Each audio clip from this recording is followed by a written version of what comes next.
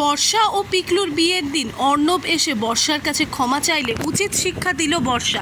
বিস্তারিত জানতে সঙ্গেই থাকুন, চ্যানেলটিকে সাবস্ক্রাইব করে রাখুন। অর্ণব দিনের পর দিন বর্ষার সাথে প্রচণ্ড খারাপ ব্যবহার করেছে, এমনকি অর্ণব বর্ষার ওপরে হাতও তুলেছে। সেটা সহ্য করেও কিন্তু মায়ের কথা শুনে বর্ষা বারে বারে অর্ণবের সাথে চেয়েছে সংসার করতে একই ছাদের তলায়, কিন্তু অর্ণব তেমন ছেলেই নয়। অর্ণব অনেক কষ্ট দিয়েছে বর্ষাকে, এমনকি সোহিনীর সাথে সম্পর্কে যখন অর্ণবকে প্রতিবাদ করে বর্ষা, তখন কিন্তু বর্ষার যা হালত করে আমরা সকলেই জানি।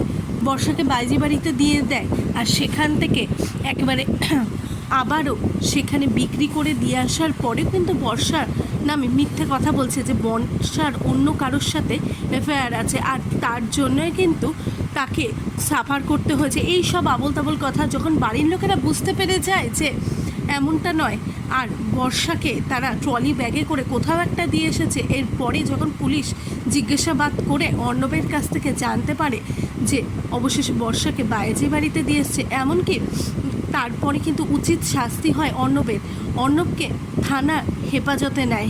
এরপরে কি যখন সকলে মিলে, বাড়ির সকলে মিলে বর্ষার বিয়ের কথা চিন্তা করে, কেননা বর্ষার ভবিষ্যতে কি হবে, এমনকি বর্ষা যেহেতু বাইজি বাড়ি থেকে বর্ষাকে নিয়ে এসেছে, বর্ষার ভবিষ্যৎ বলে আর কিছু আছে কি না, এই চিন্তায় বর্ষার মা একদম টেনশানে পড়ে যায়।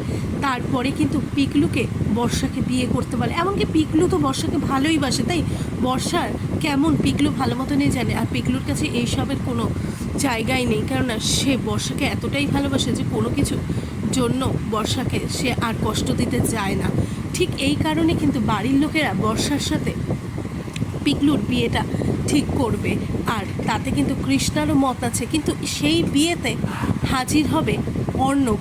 অর্ণব প্রচণ্ড ক্ষমা চাইবে বর্ষার কাছে। অর্ণব বারে বারে বর্ষাকে আবারও নিজের কাছে পেতে চাইবে, কিন্তু এবারে কি আর বর্ষা ফিরে আসবে অর্ণবের কাছে? কোনো দিনই না। যা করেছে অর্ণব বর্ষার সাথে, তারপর তো আর কোনো প্রশ্নই ওঠে না।